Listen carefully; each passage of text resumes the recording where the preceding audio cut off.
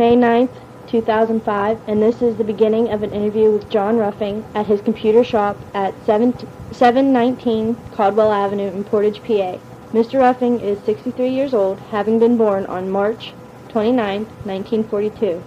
Our names are Jamie Sawson and Amanda Bradley. We will be interviewers. Mr. Ruffing is Amanda's supervisor. Mr. Ruffing, could you state for the recording what war and branch of service you were in? United States Army, Vietnam. What was your rank? I retired as a chief warrant officer.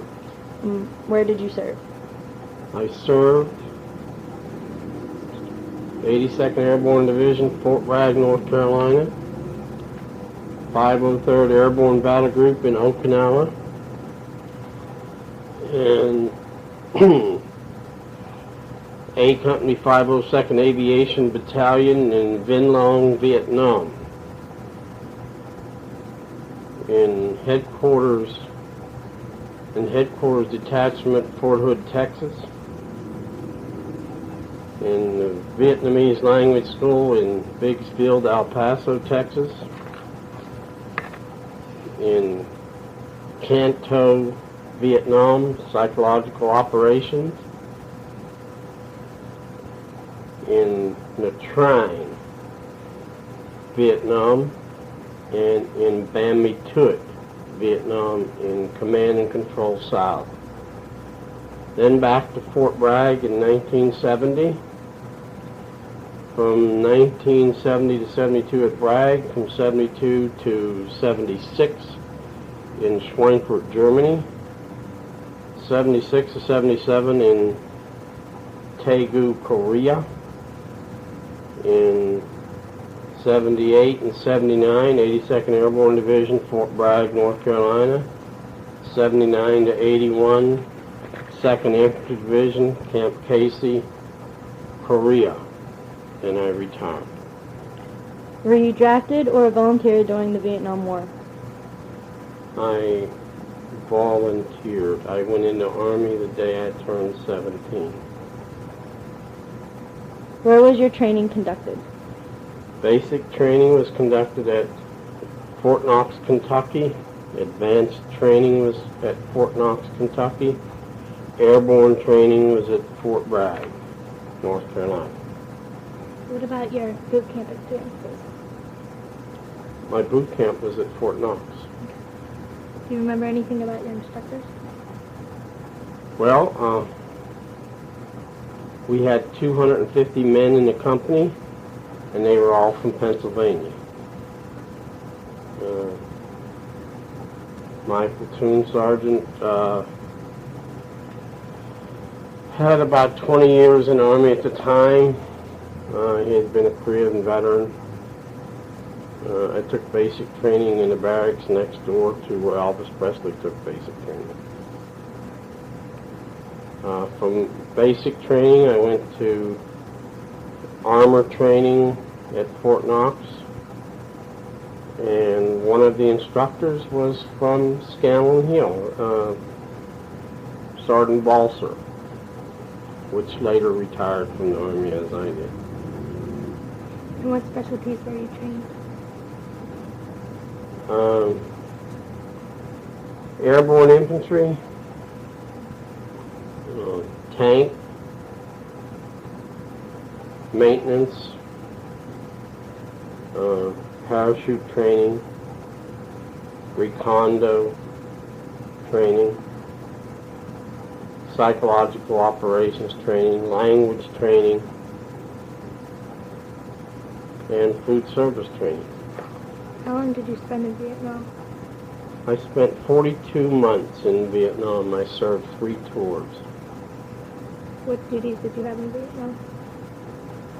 When I first got to Vietnam in April of 1965, I went there as a mess sergeant, and I flew door gunner on helicopters because our door gunners came from Hawaii for 90 days at a time, and in between when they didn't show up, everyone had to fly door gunner until we got our replacements in.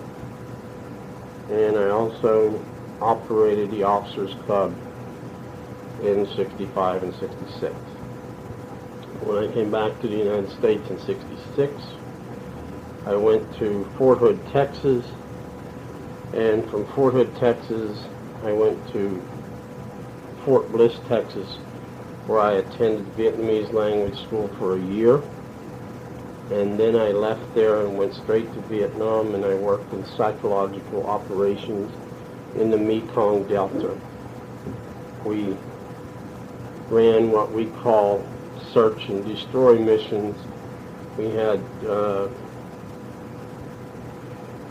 trying to change the people over from the communist way of thinking and give them their freedom. They would be our friends during the day, and then at night, when the Viet Cong came back into the village, if they were seen to have been friendly with Americans, they were dead the next day by the Viet Cong. After psychological operations in Canto, I went up to Nha Trang, which was on the west coast of Vietnam, and there I was working in procurement, supplying the Special Forces A teams with logistical support. And from there I went up to Ba My Thuot, which was a forward base where we launched patrols into Laos and Cambodia and North Vietnam and those areas. We ran recon from there.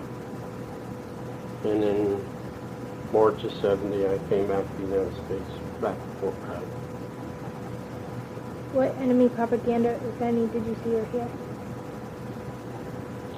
Well, being in psychological operations, we were responsible for drawing up the leaflets that we dropped out of airplanes to get the Vietnamese people to rally to the South Vietnamese government side. Propaganda, we saw, or I have read, many pieces of North Vietnamese propaganda, because that's what we were doing. Any time that we captured North Vietnamese propaganda documents, we in turn would make up a leaflet and drop them to the people, showing the people the merciless acts that they committed, bombing hospitals, first aid stations, just killing people for no reason at all. Did you see any combat? Yes, I did. In probably 69 and 70 I saw more action during this period, because I would run convoys from Nha Trang up to Ba My Thuot, and each week that we ran a convoy, we would have some type of an ambush or be fired upon. No hand-to-hand combat. Were there many casualties in your unit? No. We were a special elite group, well-trained. We only had one or two Americans that would go out with the mercenaries that we supervised, or the Vietnamese troops that we went with. We were mostly advisors. What was the food like in Vietnam? The food was excellent to the worst. Depending on where you were at the time of the year, You could be eating lobster and steak 7 days a week, or you could be eating the Army's what we call sea rations out of a can, or then later on we had the new what we call LERP rations that you just reconstitute with water. All of Vietnam, all the troops in Vietnam, they had R&R centers in Vung Tau. They had R&R centers in Japan and Australia and Taiwan, and they had many places, or Thailand, they had many places they could go for R&R after they'd been in the country approximately 6 months. In the Trang, we had a Dairy Queen that was put in by the Special Forces. When you went to Saigon, Saigon was a modern city. Depending on where you went, you still had the French cuisine, French restaurants, you had Vietnamese restaurants, you had the American clubs, all served good food. As far as food goes, the food was good. How did people entertain themselves? We had live entertainment. We had clubs. Every compound would have an enlisted club or an officers club. We had jukeboxes. We had pianos. We had bands that came in. We had entertainment that came in from the United States. We had Bob Hope over there every year. We had Eddie Fisher, Jackie DeShannon, John Bubbles, Wayne Newton. It was just a steady flow of entertainment from the United States. And they enjoyed coming over there, and we enjoyed having them. What did you do when you were on leave? Well, I went to Sydney, Australia. I was one of the first to go to Sydney, Australia for R&R. And while I was there, I really had a real good time. The people were very friendly. They welcomed Americans there. It didn't matter what your ethnic background was. You were an American, and you were treated really good. No matter where you went, they treated you good. When I went to Japan, on R&R, it was the same. They treated you good. When I came back to America on a 30-day leave, I was not happy with the way that the people looked at the soldiers, or they were demonstrating about the war in Vietnam, and I think every society has a class of people that don't really understand what freedom is. And since they've never been hungry, and since they've never been living in a world where they couldn't get up and go where they wanted to go, or drink what they wanted to drink, or sing what they wanted to sing, or say what they wanted to say, these are the people that were demonstrating and burning flags and running off to Canada. And then after it's all over, they want to come back. And of course, the United States is always forgiving. They let them come back. They won't put them in jail or anything like that. But every society, every generation is going to have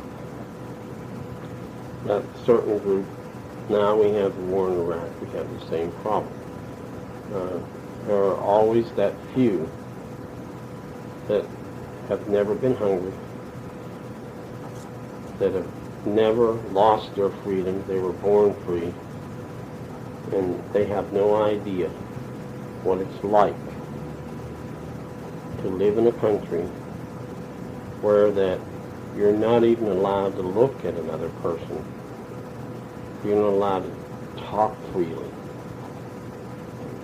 You're not allowed to go anywhere without some kind of a pass from someone to allow you that freedom of movement. We Americans just don't know how free we are until you leave this country. And when you visit another country, you really see how difficult or why we support freedom and democracy in this world. Do you recall any particularly humorous or unusual events that happened? In 20 years, a lot. In Vietnam, I guess that every time that you had a singer or a movie star or someone come to Vietnam, there was always something exciting happening. They always came during Thanksgiving and Christmas, and New Year's, and they gave up being with their families in America to be with us in Vietnam. And the thing that I thought was humorous or very funny is that when Eddie Fisher, when my office called back to the United States to talk to his children, and I thought that was rather something because it was, here we are, and this is 1965, and we had direct dial communications to the USA, and when you come back to America, you couldn't even direct dial from Portage to Crescent without did it. So I thought that was rather funny. What did you think of your officers? What did I think of the officers? I thought the officers were well trained. I thought that they did what had to be done. You can't expect every officer to be your best friend. You look to officers to be leaders. And you may not always agree, but when the buck stops, they are the last one to answer. So I would say 99% of the time the officers were good. How did you and your fellow soldiers regard enemy troops? Regard what? Enemy troops. The enemy troops, there was I would say a hatred for the Viet Cong. This could develop to get even worse, especially when you had one of your buddies get killed beside you. So the fire in you burnt hotter and hotter with your distaste for the way they treated American prisoners.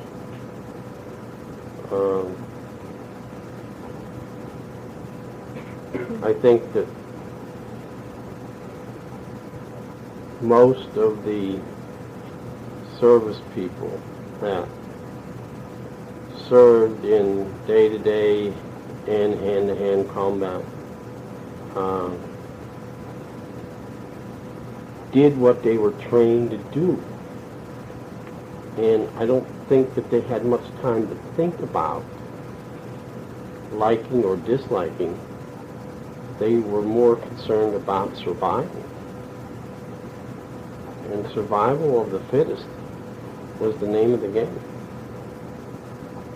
Were you aware of domestic U.S. opposition to the war? If so, what was your reaction as such? I was aware, and I feel that the opposition to the war in Vietnam or in any time with the United States, these are a segment of our society that have no idea what freedom really is. They have no idea what democracy is all about. I think they're ignorant to the fact that freedom isn't free. How did you feel about the conduct of the war by the leadership of that country? I feel that the leadership did what had to be done, even though they had domestic opposition to deal with. I've always felt that had President Johnson given the authority to bomb Hanoi, we would never have lost as many lives, and we would have won the war in Vietnam. What was your reaction when you came home from Vietnam? I came home in 1970. I had been home twice before that. I kept a low profile because I didn't want to, I more or less became isolated from civilians. I stayed around the military community. I didn't want anything to provoke me. And I think that when I first returned, it wouldn't have taken much from a long-haired hippie to upset me and for me to whip them. Did you have any type of welcome home celebration? No.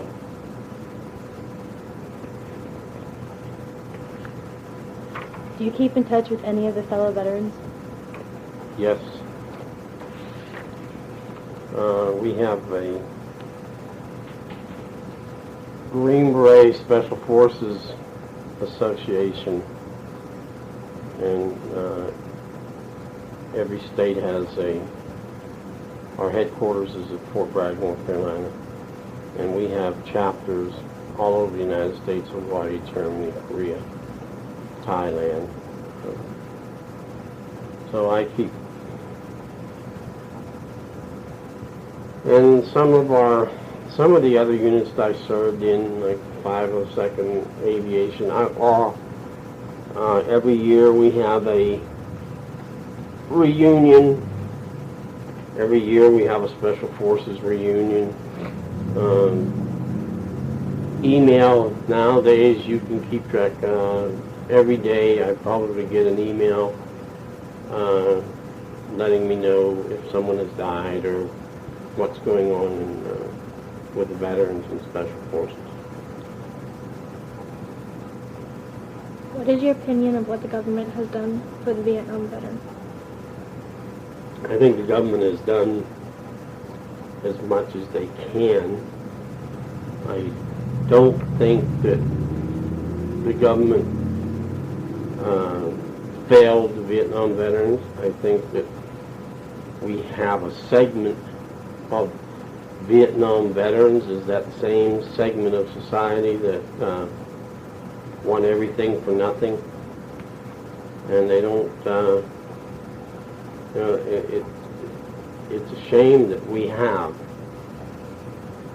people in our society that think the government owes them everything. I believe in what John Kennedy said.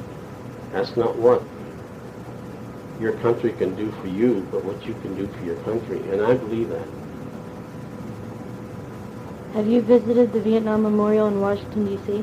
No, I have not. Did you join any veteran organizations?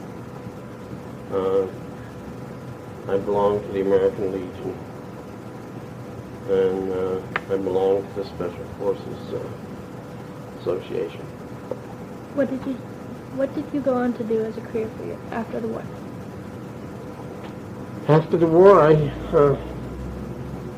continued to serve in the United States Army, and I went to school at night and on the weekends and finished 3 college degrees and retired.